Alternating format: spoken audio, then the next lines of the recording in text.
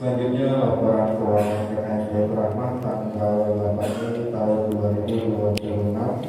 Saldo awal sebesar Rp63.902.309. Penerimaan dari kotak amal 5 lalu yaitu sebesar Rp2.900.000.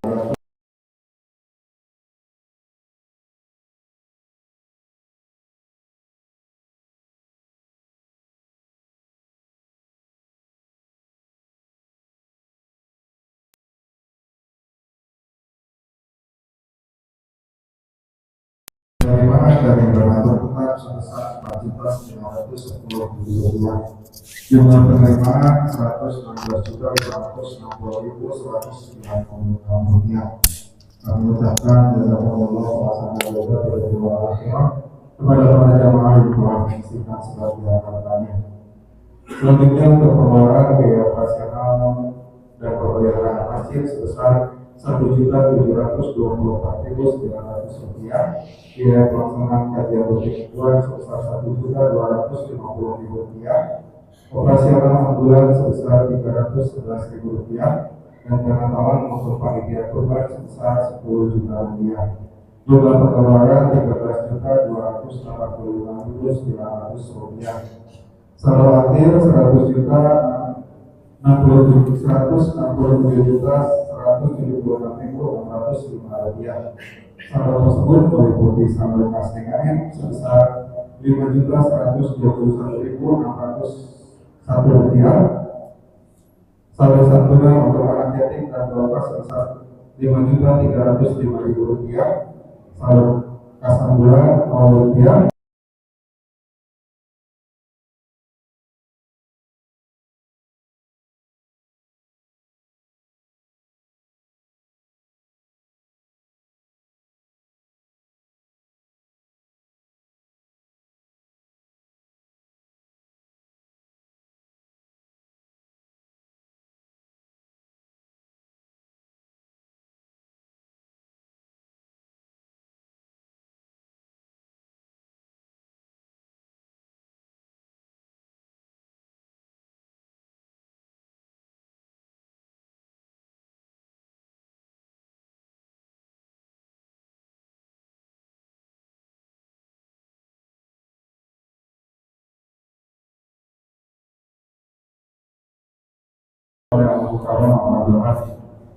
Selanjutnya kegiatan sejak pagi untuk anak-anak yang dilaksanakan setiap hari Senin sampai dengan Kamis, mulai dari pukul 16.00 sampai dengan menjelang waktu maghrib.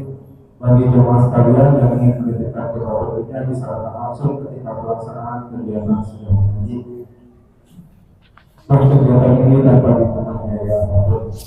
Selanjutnya pembunuhan dari panitia kurban 1450 Hijriah menerima titipan kurban untuk satu petunjuk sakti kategori reguler dengan nomor 350 kg yaitu sebesar Rp4 juta. Untuk sapi satu petunjuk sakti dengan kategori premium dengan nomor 450 kg yaitu sebesar Rp5.500.000 per orang. Adapun untuk penerimaan pemotongan sapi atau sapi membawa sendiri yaitu sebesar Rp2 juta. Biaya pendidikan pemotongan domba yaitu sebesar Rp300.000. Bagi jemaah sekalian yang ingin menitipkan semuanya bisa menghubungi panitia di sekretariat PKN. Selanjutnya yang bertindak sebagai khatib dan imam pada kesempatan kali ini yaitu Ustaz Muhammad Fatul Akbar Kasbul, muadzin yaitu Ustaz Muhammad Nuri. Himbauan kepada jamaah Jumat, som atau barisan bagian depan yang masih kosong supaya diisi terlebih dahulu, yang membawakan komunikasi supaya diseringkan atau dinonaktifkan ketika nanti dibuka dan tidak berbicara atau tertidur supaya tidak mencatatkan malah Jumat. Demikian yang dapat disampaikan oleh Dr. Iwan Daya. Assalamualaikum warahmatullahi wabarakatuh.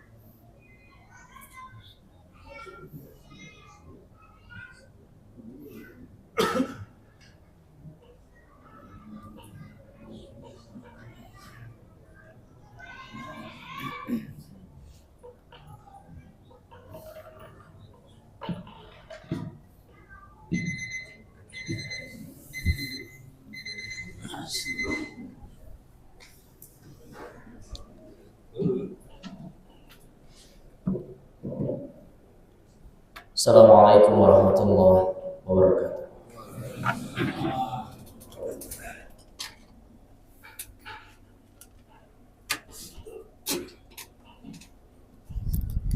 Allahu Akbar, Allahu Akbar.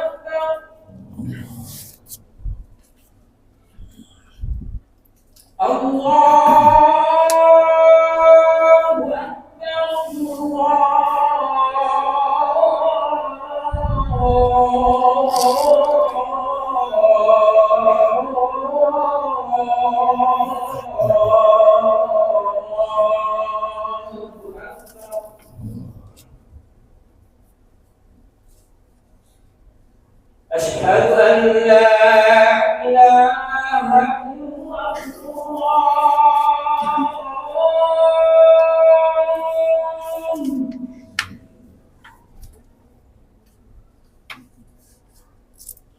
أشهد أن لا إله إلا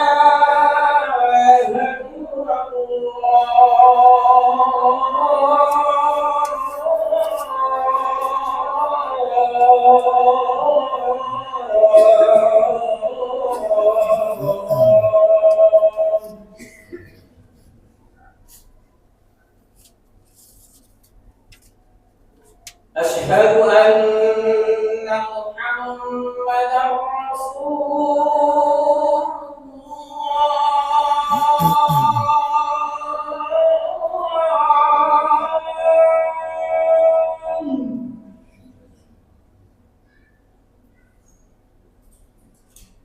أشهد أن محمدا رسول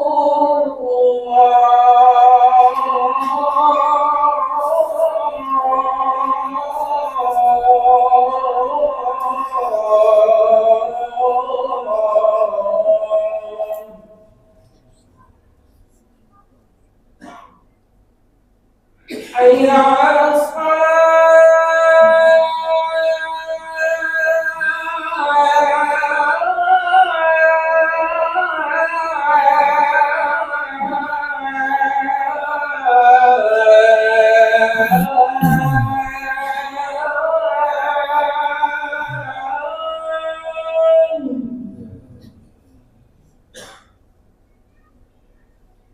حي على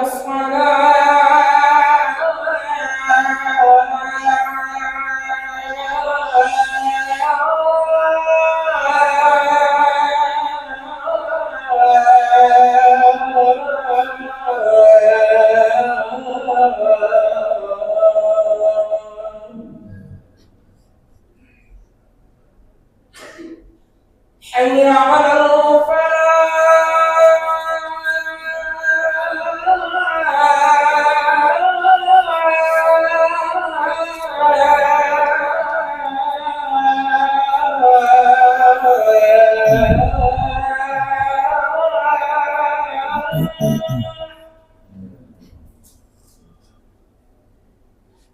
حي على الفلاح.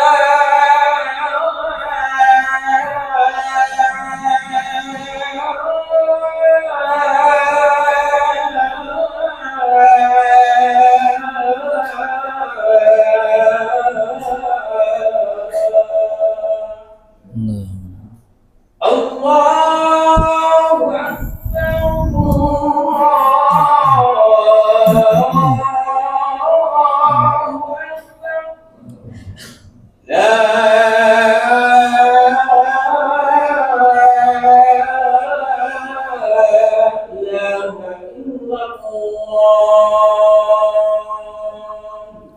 ilaha illallah Muhammad Rasulullah.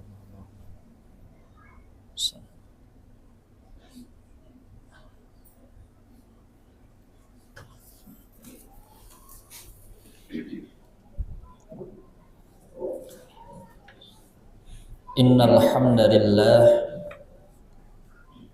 nahmaduhu wa nasta'inuhu wa nastaghfiruh wa na'udzu billahi min shururi anfusina wa min sayyiati a'malina man yahdihillahu fala mudilla lahu wa may yudlil fala hadiya lahu.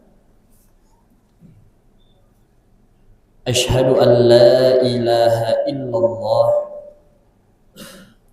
Ar-Rahmanir Rahim wa asyhadu anna Muhammadan abduhu wa rasuluh la nabiyya ba'da amma ba'd.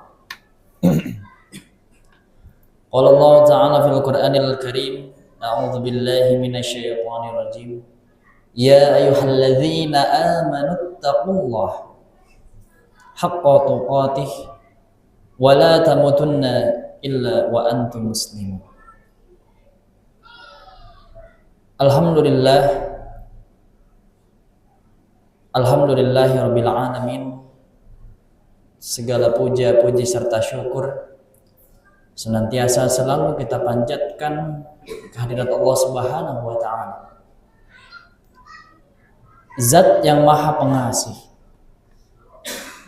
Zat yang Maha Penyayang, yang selalu memberikan kita kenikmatan. Dan alhamdulillah sampai hari ini oleh Allah kita masih diberikan kenikmatan, masih diberikan kesehatan, dan masih diberikan umur yang panjang untuk kemudian kita bisa melaksanakan berbagai rangkaian amalan-amalan kebaikan.